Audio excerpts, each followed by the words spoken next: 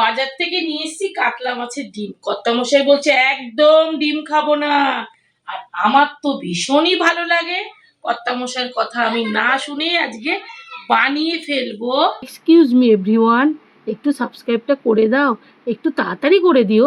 আজকে নিয়ে চলে এসেছি এইরকম বড় কাতলা মাছের ডিম। চলো, এখানে কাতলা মাছের ডিম নিয়েছি 200 গ্রাম।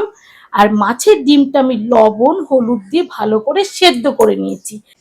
যেমন বড় সাইজের চাইবে তেমন করেই কাটবে। এ দেখো আমি এইভাবে সেদ্ধ করে নিয়েছি।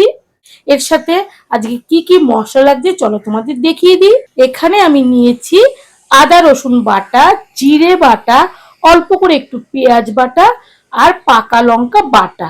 এখানে পেঁয়াজ কুচি আর একটা টমেটো কুচি। চলো আগে মাছের ডিমগুলো একে একে ভেজে নিই। কড়াতে দিয়ে দিচ্ছি সর্ষের তেল। একে একে মাছের ডিমগুলো এইভাবে সমস্ত ডিমগুলো উল্টে দেবো।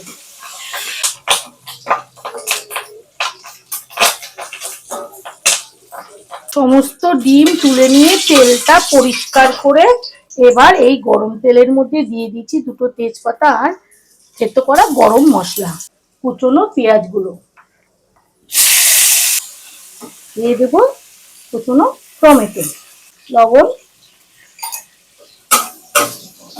বেটে রাখা মশলাগুলো।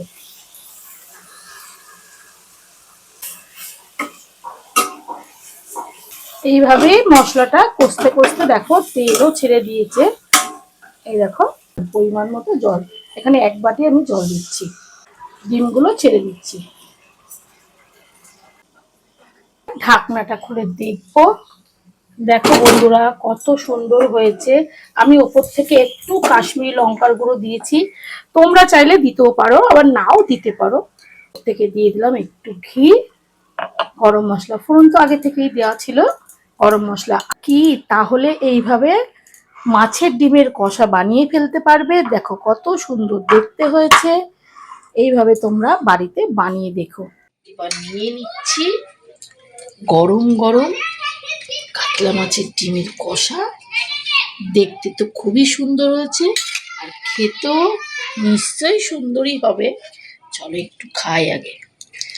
উফ, গরম ভাতের সাথে এরকম যদি ডিমের কষা থাকে,